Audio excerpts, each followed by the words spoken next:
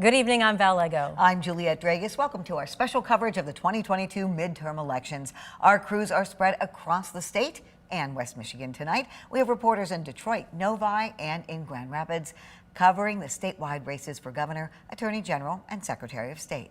We also have crews across West Michigan following the 3rd congressional district race between John Gibbs and Hillary Scholten and West Michigan's state senate races.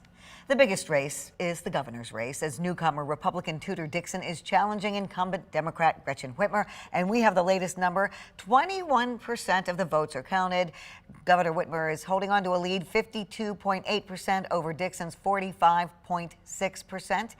13 on your side's Keely Lover joins us now live from the Governor's Watch Party in Detroit. And Keely, have you seen the governor yet? Yeah, good evening. You guys, actually, no, we have not seen the governor yet, and really no word on when she's expected to take the stage. You see behind us, but we have heard from several other pretty major leaders in the Democratic world here in Michigan. We heard from the chair of the Michigan Democratic Party, that's Lavora Barnes. We had several rabbis come up and speak. Pastor Solomon Kinlock, he's from the Triumph Church here. We also heard from Mike Duggan, he's the mayor of Detroit, and we heard from Senator Debbie Stabenow. Everybody bringing a lot of really good energy here to the stage. We're taking kind of a break right now, but we do expect to see the Lieutenant Governor Garland Gilchrist, of course Governor Gretchen Whitmer, and then several other big names as well. Two of those people, the Secretary of State Jocelyn Benson and then Attorney General Dana Nessel, all both waiting to see if they will be reelected. All of those major Democratic names are here tonight at the Motor City Hotel and Casino in downtown Detroit. And we are continuing to monitor all of this action here. Hundreds of supporters coming out to show their support for Gretchen Whitmer. And we'll continue to bring you the latest coverage. Reporting live in Detroit, I'm Keely Lover, 13 on your side.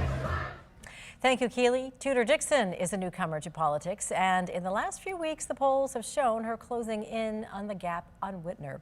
Dixon is having her watch party in downtown Grand Rapids at the JW Marriott, and 13 on your side's Charlie Tinker is at the party. Charlie, is it still early in the vote counting process, but what's the mood from Dixon's campaign? Really not giving up or saying anything about it whatsoever just yet. We really have heard some bold predictions so far in this watch party. Nobody really willing to say either way whether they think it's a win or lose in the Dixon column tonight. Again, we're still watching those votes be counted. Still pretty early in the race. The Associated Press had Governor Whitmer leading by just over 100,000 votes at last check. But again, still a lot of votes to be tabulated. So hope, I guess, would remain sort of the theme here. A lot of spirited crowds out here. We saw folks out in front of the stage taking selfies and have seen that throughout the night. Still no appearance from the candidate herself. We are told that she may make an appearance with some brief remarks at 11:15, so just about 10 minutes away from now. Not clear what the content of those remarks will be, but we will bring those to you as soon as she does take the stage and make any announcement that she winds up making. Again, that will be on air and online. Meantime, we're live in Grand Rapids at the JW Marriott. Charlie Tinker, 13 on your side. We are also closely watching the Attorney General and Secretary of State races. So let's take a look at the latest Attorney General numbers. This is 19% of the votes counted, so not even 1/5. Dana Nessel is leading her challenger Matthew DePerno, 51.5% to 46.1%. For Secretary of State, incumbent Jocelyn Benson is being challenged by Republican Christina, and here are those numbers. This is 22% of the precincts reporting, so a little over a fifth, 54% to 44%.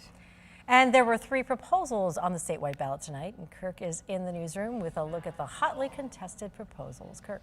Yeah, Bill, I'm going to tell you about all 3 in just a moment, but perhaps the one that is getting the most attention is the Reproductive Freedom for All, better known as Proposal 3. It would amend the state constitution to guarantee individuals' reproductive freedoms and guarantee a woman's right to an abortion. Right now, let's show you what it says. Right now, it is 55% yes, 45% no. Again, these are preliminary numbers. About 15% of the precincts are reporting in. Now, earlier I spoke with Marissa Kovac with the ACLU about these early numbers. Michigan voters want to see their reproductive rights protected. They want to preserve the rights that we have had protected under Roe v. Wade for the last 15 years, continue to be protected in Michigan, and that they want to ensure that these deeply personal, private medical decisions stay between a woman, her doctor, her family, anyone else she chooses to involve, but certainly not politicians. And what we're seeing today with voter turnout and enthusiasm, I think, is showing for that. Now, I also spoke with Anna Visser, who is with Right to Life, who told me that she was not discouraged by these early numbers. From what we've seen on, in our field work and on the grounds, regardless of how people felt about abortion, a lot of them, majority of them, were willing to vote no for Proposal 3 because it is so radical and because it is so extreme. And so we're hoping that that will be translated out in the polls tonight. Okay, we want to now show you Proposal 2, which would also amend the state constitution to recognize the right to vote without harassment. It also allows 9 days of early in-person voting. Right now, the number is 57% yes, 43% no. And Proposal 1 would change the term limit legislation for elected state officials. Currently, legislators can only be elected to the State House 3 times and the State Senate twice. If approved, Proposal 1 would limit lawmakers to 12 years in office total, but they can serve in one branch the whole time. And the numbers now for Proposal 1. Yes, 65%, no, 35%. Again, it's still relatively young in the evening, and these numbers could certainly change. We will continue to monitor these 3 proposals, and the numbers are updated every 2 minutes on our website, 13onyourside.com. For now, we'll send it back to you in the studio. Another race with high interest, not just in West Michigan and Michigan, but the whole country, is the 3rd congressional district, and that's the seat to replace Peter Meijer. Republican John Gibbs defeated Peter Meijer in the primary, and now he's running against Democrat Hillary Scholten. You are looking at the latest numbers. These are not the most updated numbers, so we are going to come back to these later because we had 24% of the votes counted earlier, so we're going to get back to those as well. 13 on your side's Nate Belt is covering the Gibbs watch party. He joins us now live from Wyoming with the latest. Yeah, Juliet, you can hear behind me and see behind me as well. The party's still going strong here in Wyoming for the John Gibbs campaign. Folks are dancing right now to Faith, George Michael. They want to have a little faith in these polls out here. Now, we did hear from John Gibbs earlier, but he told us he only came out once to speak with media and really to speak with the crowd. Only one time this evening. He's been back in the war room for a while. We've seen him back there. And what he said is, they feel confident. They felt good all night. They felt good coming into it.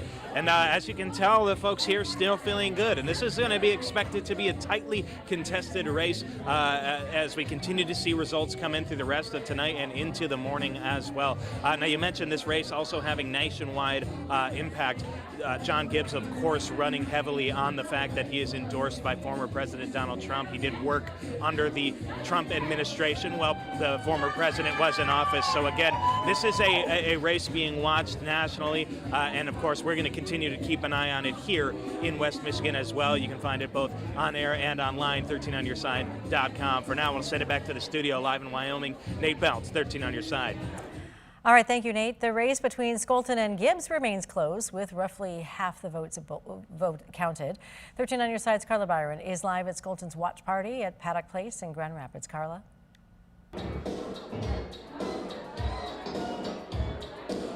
Well, guys, let me tell you, every time that the results flash on the TV screen in the room next door, I hear a wave of cheers from Scholten supporters. So they are liking what they see right now. So Scholten addressed the crowd around 8:30 p.m. Of course, she thanked her family and team for their support.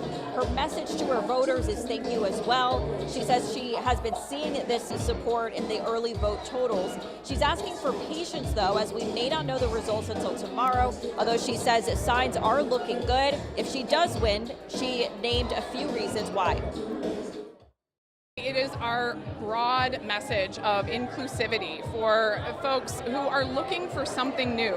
Politics has become so divisive and so tiring, and we hear from people all the time that they're attracted to our fresh, new approach to politics.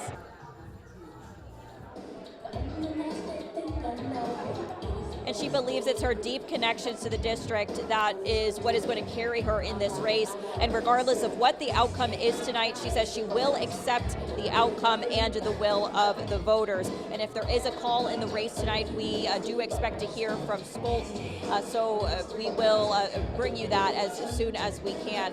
Reporting live in Grand Rapids, Carla Byron, 13 on your side. There are 2 other congressional races here in West Michigan. Both the 2nd and 4th districts have Republican incumbents running against Democratic challengers. In the 4th district, ABC News has called the race for Bill Huizenga over challenger Joseph Alfonso. In the 2nd district, ABC has called the race for incumbent John Molinar over the challenger Jerry Hilliard. In Kent County, those at the absentee ballot facility at the Voss Place are working to get the ballots processed. There are a lot of ballots. 13 on your side's Micah Cho joins us now live from the Voss Place. Which, Micah, how many ballots are they working to get through tonight? Well, talking with Kent County Clerk Lisa Postumus-Lyons, she told me that as of around 9:30 p.m. this evening, there were over 120,800 ballots returned, or that's about a 93% return rate.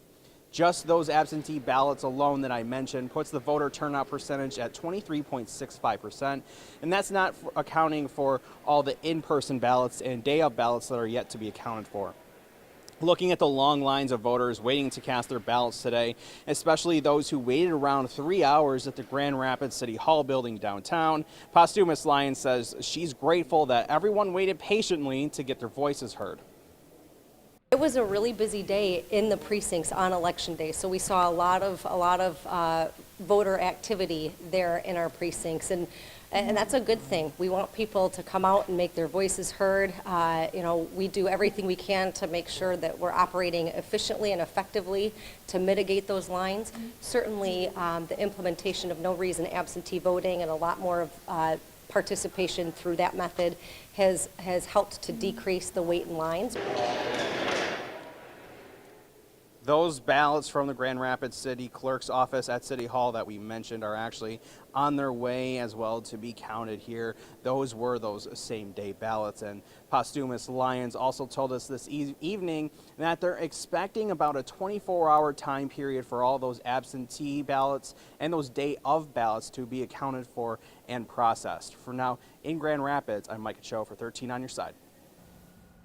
Well, coming up, we will have more on the races for Attorney General and Secretary of State. And George is on his way out to the weather deck with details of a warm-up before a big change in temperatures.